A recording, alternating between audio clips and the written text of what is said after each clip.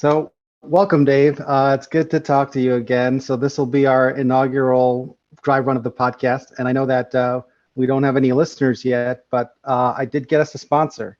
So, today we're sponsored by water, which is the most popular non alcoholic drink in the world. 0 calories, no artificial coloring or flavoring. And it's free for all our listeners. Excellent. And stay hydrated. So Yes. As my coach in soccer used to say in high school, if you're not hydrating, you're dehydrating. So stay hydrated. makes sense. So Now, there's something we talked about last time, which I think is very interesting. So you're a big Bob Dylan fan. I don't know if you're the biggest Dylan fan in the world, but you're the biggest Dylan fan that I know.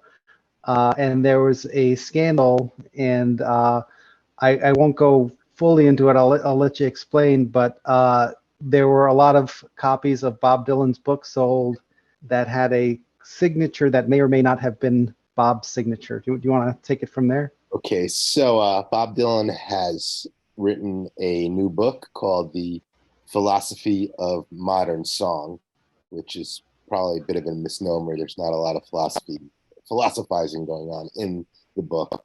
But the scandal itself is Simon and Schuster, the publisher, had sold 900 copies of this book with a supposed signature of Bob Dylan's, and that was at $600 a piece. So as these things started being sold, um, the Dylan fans, which are a very hardcore bunch, they got together and they took a look at this, did a little sleuthing, and discovered that signatures looked like they had been signed not by hand, but by an auto pen. And since you have experience with that, you can maybe explain a little bit about what that means. Yeah, and I'll put a link to what it is in the description. But an auto pen is a machine, and when I interned on Capitol Hill, we had one for the senator I worked for, and it looks like a robot, and it just moves the pen and it signs just like a person would. So the person signs it the first time, and then you stick this pen in the machine, and there's a little light underneath that you would see where the signature goes. So when you have a letter that you want it to look like it's an original signature, you line it up on there, you press the foot pedal, and then it'll sign. And unlike a letter that comes out of your printer, when you look at this up to the light, it's done by an actual pen. There's an impression, and so it looks like an authentic signature, but it's not signed by the person. The person signed it once, and then you can print millions of these. So this is the issue here. They were selling these books instead of for $30 for $500 or $600, correct? Yeah, that's right. $600, yeah.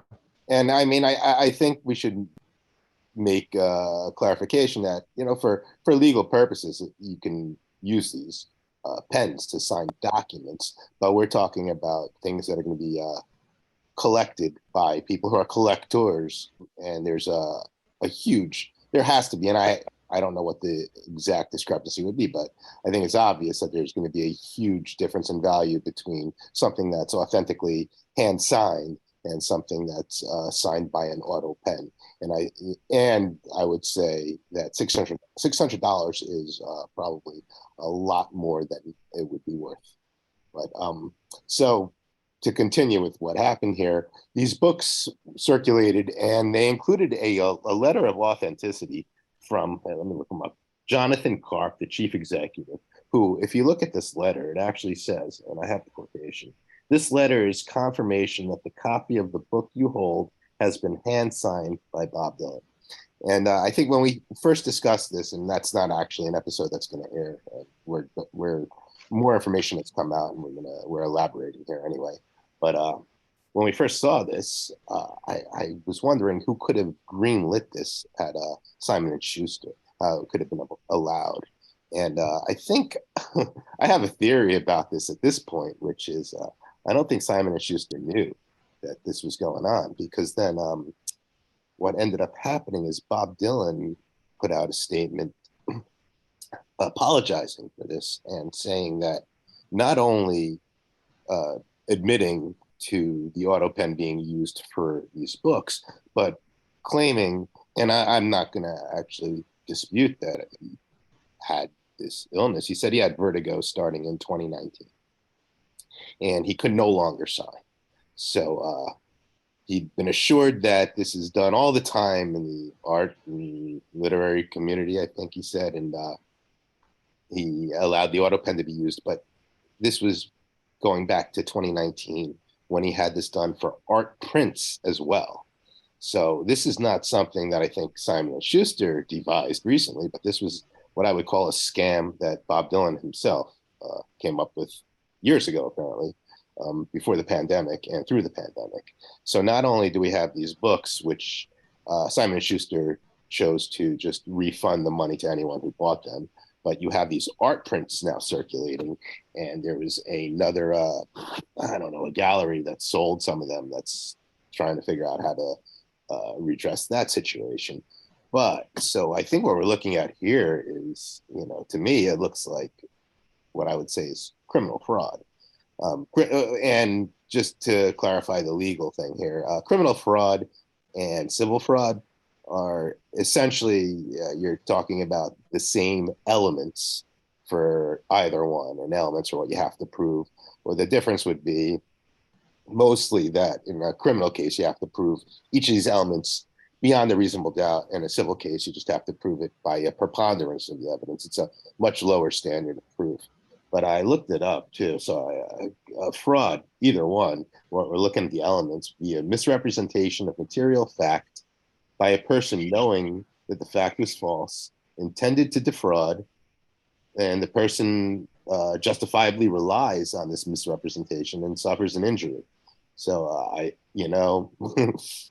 I do think there's probably enough here, almost based on Dylan's confession alone, to probably charge him. I don't know that he will be charged, but I don't know. It's pretty clear fraud to me, and I think there are a lot of people who are being quite forgiving because he is Bob Dylan, and that's just the way it works with fans. Mm-hmm. And he's playing on sympathies with this Vertigo thing. And I will say that Vertigo didn't take him off the stage in 2019. He didn't go off the stage until, and he was he was pushing 80 then, and he didn't go off the stage until the pandemic to come off the stage. So I mean, he couldn't sign art prints, but I think he was playing concerts, right? And I think I saw him in November 2019. So, and again, I'm not going to dispute that he had vertigo, but I just don't think it's a legal or moral defense to this. And I think he knows a lot better. I think he knows that his fans would expect a signature from Bob Dylan to be hand signed and not, signed by an Autopen. So, I've been asked, it's pretty funny because yes, I am a really, really big Bob Dylan fan. I love his music, but I always would separate the art from the artist. I've never, he was clearly a womanizer, and he's always kind of had disdain for his fans, which it always struck me as kind of ironic because he had his musical heroes who he viewed very similarly to how his fans viewed him, and he can't seem to understand. He'll bring up how people come up to him like they're his long lost brother, and he's like, I think I could prove they're not related to me. Why? Because the song I wrote bothers them in some way. So he's never, he's been a bit of a prickly personality, and I'm not. My mother asked me if I was disappointed. I'm not disappointed because I'm not shocked that he would do this, and it doesn't change the music. You separate the art from artist, and I mean, it's, to me, this is criminal, and some of it's a little laughable, but it's not to the level where it would interfere with my enjoyment of his music. Such as about a year or two ago, there was an accusation from someone that he had that Dylan had groomed her when she was a young child and sexually abused her, and I looked into it, and unfortunately it seems like, unfortunately, it seems like she's a very troubled person.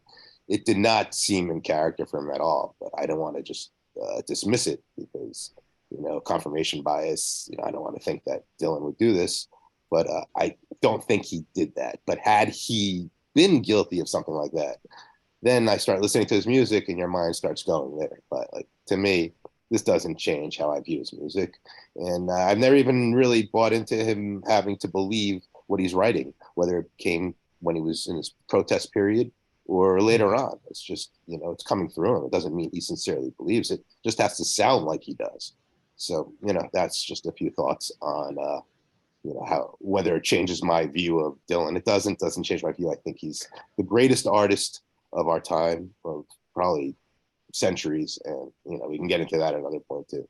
But yeah, no, I still worship the work, but the man is hugely flawed, and I don't buy the innocent plea at this point. I think he got caught. He apologized after pulling the scam for 3 years. It's a flim flam, and I really think he should probably be charged. Well, yeah, and I think you had mentioned earlier somebody who was a Dylan expert who said, like, this had to be Simon and Schuster. There's no way he would have done this. I tell you, I don't know a lot about. Yeah, exactly. You nailed it. You said no. I'm pretty sure it was him. And just from what little I know about Dylan, he sold his recordings for 200 million, and I think he sold the rights for another 300 million. So he's got $500 million. It doesn't seem like a guy who's not interested in cash. He's the prophet of profit. The prophet of there you profit. go. Yeah. Well, and I think if he had a contract to do these letters and he really was not able to for medical reasons, it's an impossibility. You can get out of the contract. Exactly. He would have just given the money back and said, I can't perform, take your money back, and then that'll be the end of it. But giving them these things that were signed by a machine, and again, we have to differentiate between make some money, not doing a thing, and that's right. Yeah, and so this is a signature, and it's not hand signed. And the letter he gave to the publisher didn't say signed; it said hand signed.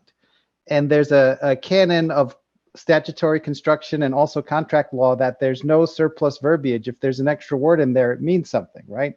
So if he had said, like, well, these are signed, I don't know. Maybe you could say, well, an Autopen is signed. You might not be happy with it, but if you said it's hand signed, that implies that it's signed by somebody's hand, and there's no way that a machine can hand sign something because a machine doesn't have a hand. I think Simon and Schuster got scammed. Oh, sure. And we'll see what comes of it. I still think this is going to become a much bigger story. I do believe that Dylan's statement was quite lawyerly, and obviously, probably written by a lawyer, and it should have been. And I think it got released on Thanksgiving weekend purposely. It would not get a lot of coverage at this point because it's actually a pretty big deal, and we'll see. There was a New York Times article on this before all this latest information came out, and I really do think the art print stuff is interesting and probably harder to fix, like to figure out which ones of those are really authentically hand signed and which ones are Autopen and who has them and how much they spent on them. I mean, the book was pretty easy. You just gave back the $600 to each of these 900 people. These art prints, I don't know how many there are and where they are. And I have to say, like, as funny and amusing as this might be, had I bought one of those, I wouldn't be amused at all right now. I'd be furious. Well, and there's an interesting question that comes up here. So they said, okay, we'll give you back your $600, but you had commented to me the last time we talked that people who had bought these books, some of them had resold them on eBay for a couple of $1,000s, right? Or they were trying to. What they're asking for and what they were, I don't know if anyone actually bought them, but that's what they were going for. But yeah, at that point, I don't know what you would do. Like, right, because let's say that you had bought this book on eBay for $600, and then you had sold it to me for $2,000, right? Yes. And then you get a call from Simon and Schuster saying, well, it turns out this isn't real. I'm going to give you your $600 back. And then I'm coming to you and saying, I want my $2,000 back. Do you give me that money back? Do I get to sue Simon and Schuster? You cannot sue Simon and Schuster. I don't think. You're not in privity to contract with them. You could you? This is an interesting question. I don't think so. Yeah. And that's an interesting thing called privity that you learn about in law school. So if we had been like a car dealer I think that would be a different situation because with a car dealer, you have privity, and the dealer is selling you the car that somebody else made, but with the understanding that it's going to the ultimate buyer. So, I mean, you're what I allowed to sell sue the you, manufacturer.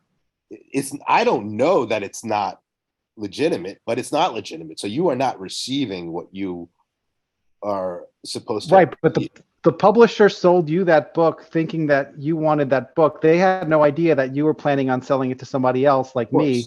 So there's no privity between me and the bookseller. But So I between couldn't you sue and that. me, I do think you could get the money back from me once you find out that it's a fraudulent signature, because I sold it to you under the impression that, especially if you're spending $2,000, that this was hand signed. We find out it's not hand signed.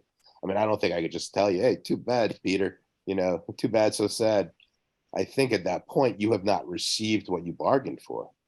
Even if it's not that I didn't do it purposely. Simon and Schuster didn't do it purposely. Yeah. I don't think they would have issued that letter had they. I don't. They wouldn't have done this. Like, this is what Bob Dylan would do, because he's Bob Dylan. The man is insane, and you would think, and it is logical. You'd say, why? He doesn't need the money. He doesn't need to do this, but it doesn't have to make sense. I mean, someone convinced him that this was. Someone told him it was possible, and I think he's like, okay, I don't have to do anything, and I've got some money coming in, and it's fine. But again, he had to have known, because he didn't tell anyone. He didn't tell Simon. If he thought it was okay, he would have told Simon and Schuster. He would have said, "Hey, listen, I didn't hand sign these 900. I used an Autopen. Is that okay?" He didn't tell them for a reason. Yeah.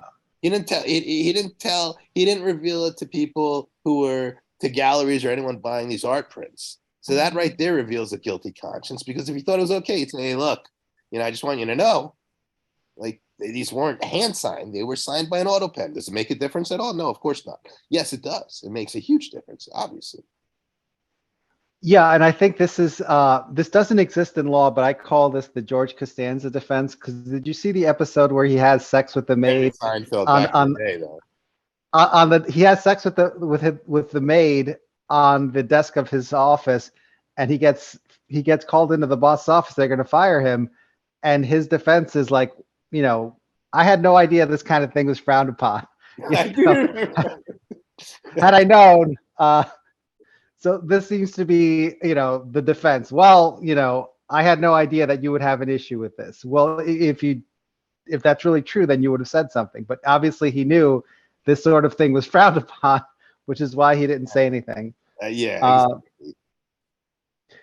And just thinking about this hypothetical about you selling me the book, can I get my money back?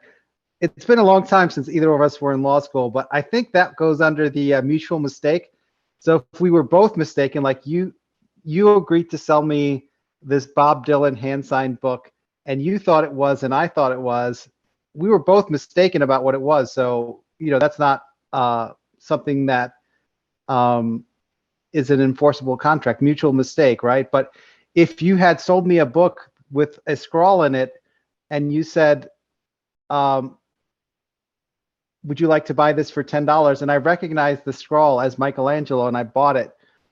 I get to keep that and sell it to somebody else because there was no mistake there. You sold me something and you didn't know what it was.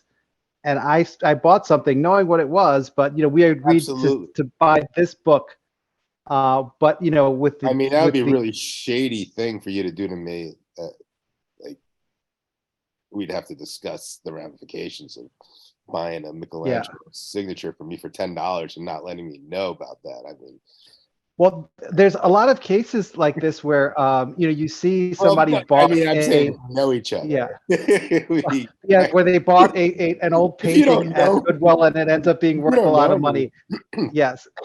If I did that to you, we both do jujitsu, but I haven't been doing it for 2 years, and you've been lifting weights and practicing jujitsu every day during the lockdown. So, no, and you know where I live. I'd have to sue you. We settle things litigiously in this country.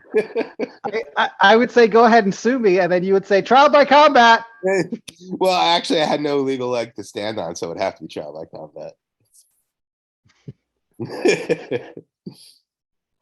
It does raise so many interesting legal questions here, though, about all these things Yeah. that are being sold, secondary market, not directly from Simon and Schuster, not directly from Dylan.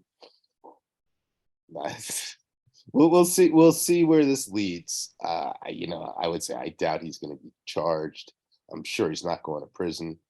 But you look at it, and I'm a prosecutor. I want to deter. I want to. First of all, if you have a prosecutor who's looking for the limelight, you'll get it by prosecuting Bob Dylan for sure. But Yeah, and I mean, you've got an 80-year-old man who I'm assuming doesn't have a criminal record, but it's a guy who has gotten at least $500 million in the past 10 years from his music, and he's nickel and diming his his fans, fans, yeah. who he despises anyway. That was another thing that was said by the person who commented in the New York Times article, how he tries to keep things affordable for his fans. It's like, no, he doesn't. No, that's not him at all. He hates us. Yeah. Yeah. Well, and it's funny, this expert who said that, and she writes for the New York Times, and I think she has a podcast on Dylan. I would say Okay. she's not an expert. She probably shouldn't have a podcast on him if she doesn't realize what kind of personality he really has, because this is stuff that's like pretty well known. I mean, he's been around for 60 years, Yeah. Well, I think anyone can call themselves an expert. There's no one giving out True Dylan enough these degrees days. or certificates, so you just set up a podcast like this and you call yourself an You expert look like up he did. Google. I mean, I've had lots of legal debates with people who've gotten their JDs, I think, on Facebook, maybe on Mhm. Twitter. I don't know. It's awfully interesting when I'm being corrected by people who have no idea what they're talking about. Yeah, you know what? I think an interesting podcast we should do is on those crazy sovereign citizens who think like the laws don't apply to me because I don't consent, or these courts are We under maritime law. we could do it in connection with I don't know. Have you watched the entire Better Call Saul series? There was an episode with one of those guys. No, I haven't seen Yeah, that one. yeah. There's a sovereign citizen guy Saul goes over there thinking he's going to get a lot of money, and this guy's got his own face on all his money. Oh yeah, you know what? That was season 1. I do remember that. Yeah. And he said this is legal tender. And I was watching a case online where the guy got contempt because he had owed money to his ex-wife, and he paid with a bad check, and he said, under the Constitution, promissory notes are legal tender. And I'm like, no, Oh my god, that's not it's not a thing, guy. it's not a thing. It's so much is not a thing.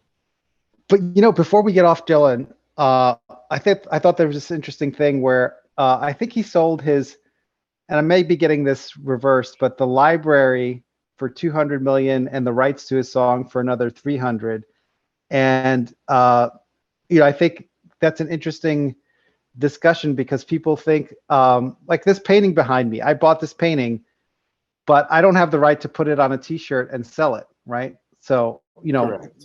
what I paid for the painting is one thing, You didn't and buy the the rights, publishing rights, which is what. right?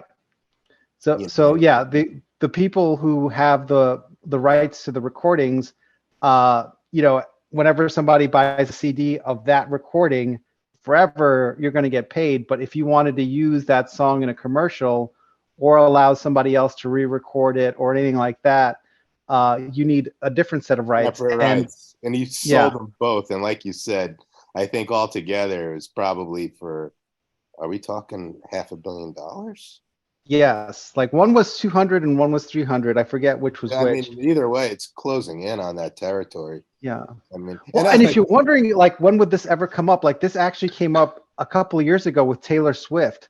So somebody had bought her, like, early album, and Bob Dylan, she didn't Taylor like Swift. I mean, these are really connections people Yeah. don't make all the time. I just want to note.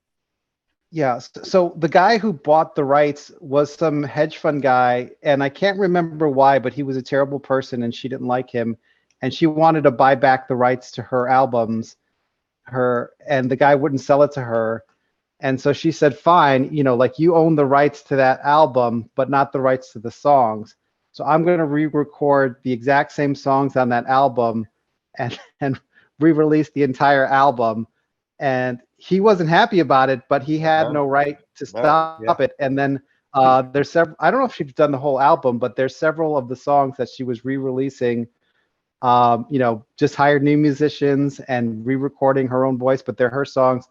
And you can find them on Spotify. They're denoted, like the original and the new one, the remastered, but the new ones far outsell the old ones. And this guy called her bluff, but if you don't have the rights, she can re-record it. And I think like I said, with this Bob Dylan stuff, if you wanted to use it on a auto commercial, or you wanted to allow somebody to do a cover of a song and play it in a movie, if you wanted to use, let's say, the times are changing for a bank, which has happened. Dylan sold out a long time ago, which is another thing that one of those controversies that really isn't a controversy, because he's just always been willing to sell his songs to the highest bidder. Yeah.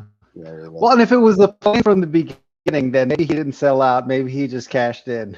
He bought in. He didn't sell out. He said in interviews he really did actually renounce, and I don't buy this. I have my own views on all of it, but he said he would call them the finger pointing songs, the protest songs where people were booing at him because he wasn't singing that stuff anymore. He's like, I didn't really believe that. I wrote that stuff to get famous.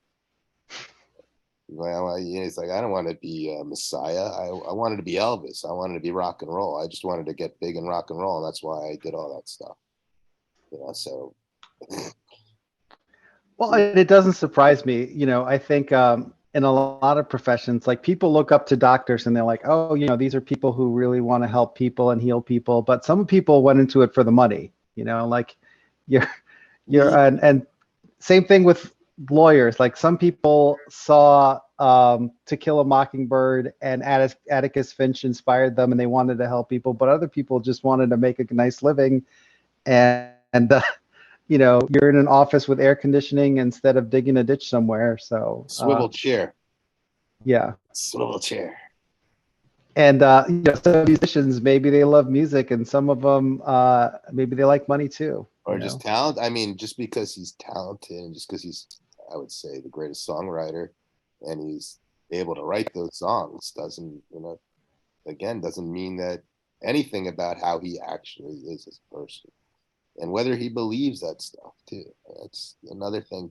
Because when we look at something written, let's say a novel by an author, you don't necessarily accept that that's, oh, well, this must be the author's point of view. It's not necessarily. It might be, but not necessarily. And so, like a lot of songs that seem so personal, like, oh, he must be writing and singing about his own life. He'd just be acting. Could just have come to him. A lot of stuff comes through him. He's actually said that all these songs have always been there. There's always been a Bob Dylan, and all these songs have always existed. Yeah, I don't think Johnny Cash really killed a man in Reno just to watch him die. That's a good one too, because people that talk about the violence and hip hop lyrics, and they're like, oh, there you go, look at country, look at Johnny Cash. But yeah, no, exactly. He probably literally did not do that. It's Johnny Cash, the Man in Black. Dylan and Cash are friends too, actually. Oh, I didn't know that. Yeah. There's an unreleased Dylan and Johnny. Well, actually, it's released now. I think it's one of the bootleg series, so it was unreleased for probably 30 years. And then the Dylan Cash. It's not a great album, but it's interesting. Well, Johnny Cash, I think, is one of the only people to be in both the Rock and Roll and Country Music Hall of Fame. I just got a notification. We're going to be cut out in 10 minutes. We're pretty good. I think we've covered a lot of really everything we wanted to cover as far as the scandal itself. Yeah. And I think it's going to be a pretty big deal. Maybe I'm wrong about that, because a lot of people seem to think it's just going to pass by. He apologized. It's all okay.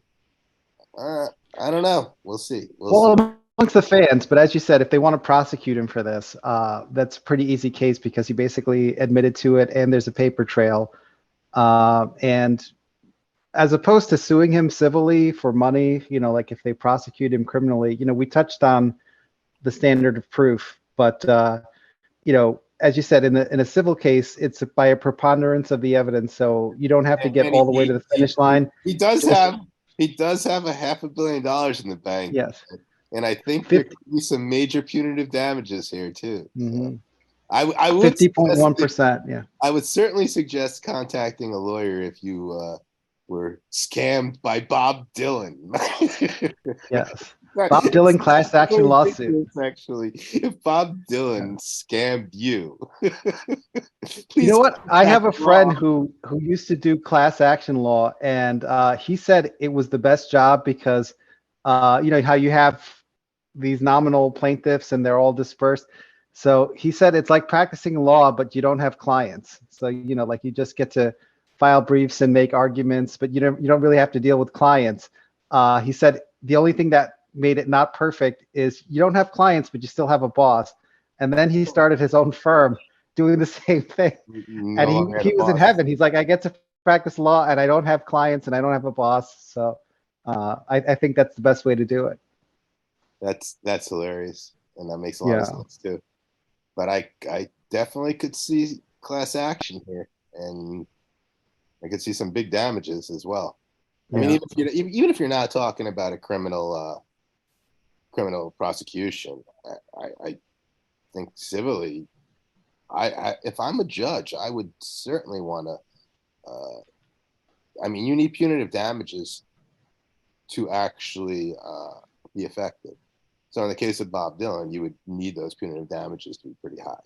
Like you can't be Yeah. like, okay, we're gonna say 10,000. No, not $10,000. How about $100,000 each victim? Something where he's actually gonna feel it. And even that he wouldn't really feel it, but at least it would make a statement. And it would discourage the next person from doing the same thing. Yes, that's another thing we got to. Yeah. Both criminal and civilly, part of the whole system is to deter not just the person who's committed the wrong, but to deter the wider population as well. You want people to look and say, "Oh, I don't think this would be a good idea to do because look what happened to Bob." Yeah. And I should say, because we should have said this in the beginning, but you and I are mentioning legal things. And even though we're both lawyers, this is not legal advice and you should not rely on this. And if something we've said offended you and you want to sue, my name is Rudy Giuliani. And yes. Well, I don't think we've actually given any legal advice except to say contact a lawyer if you were scammed by him, which I think you could say. I mean, that's contact your own lawyer. Don't contact us. I contact a lawyer. I think it's a really good idea if you bought an art print. I mean, even if you bought one of these books, it's still sue. Yeah, there may be some money coming to you. Yeah. Beyond just the $600 refund and free book. With actually, what's going to be interesting is that these books will now be pretty valuable, just based on all this. Not based on the controversy. Yeah, because that's how it works with Dylan stuff. Like, these books are going to be way more valuable than probably $600 actually. But not because of the signature. So it's not actually related to it. You can't defend it by saying, well, look, it could come up in damages, of course, but it wouldn't be a defense like, well, I scammed you, but it ended up becoming more valuable through my scam, because that's the way the market works. That, which is also interesting. It's like, okay, let's say the book would have been this value, but because of this whole scandal, all of a sudden people are paying $3,000 for one of these books, and they've risen in value higher than you would have expected it to be for an authentic signature. Then what kind of damages do you have? There's a question of damages at that point, but not a question of actual fraud, which is, the fraud still took place. Yeah, if you buy all the books back and destroy them, the few copies that are left might be worth more because it could be really the connection. Exactly. Yeah. But they're not getting the books back. They're just providing refunds. You don't have to give the book back. So you're getting a free book. You're going to be able to sell it for sure if you want to, and you probably still sue them. But again, like depending on the damages, we'll see what happens. It's another interesting question arising from this. Yeah. So I think this was an interesting topic, and we're still trying to figure out the technology here. But I think as we get better at this, it'll get a little smoother. Yeah, but this is I think this should be a good episode, and hopefully we'll get it soon and be back shortly with more. Yeah, definitely. All right, Dave. It's great talking to you. Good seeing you. Oh, hold on a second. Okay. We got a guest who wants to make a cameo here. Oh, so look at that. Cookie Monster says, you know, what do all the podcasters say? Like and subscribe. Like and subscribe. Share. Tell other people. Yeah, I don't care if they like and subscribe. It doesn't matter. We're sponsored by water, so yeah, think about that. You know. The most popular non-alcoholic beverage in the world, and we've got them as a sponsor, so we don't need the money. A lot of water. I'm constantly drinking water. There you go. All right, man. Great talking to you. Great talking to you. Talk soon. Take care. I'm gonna hit stop.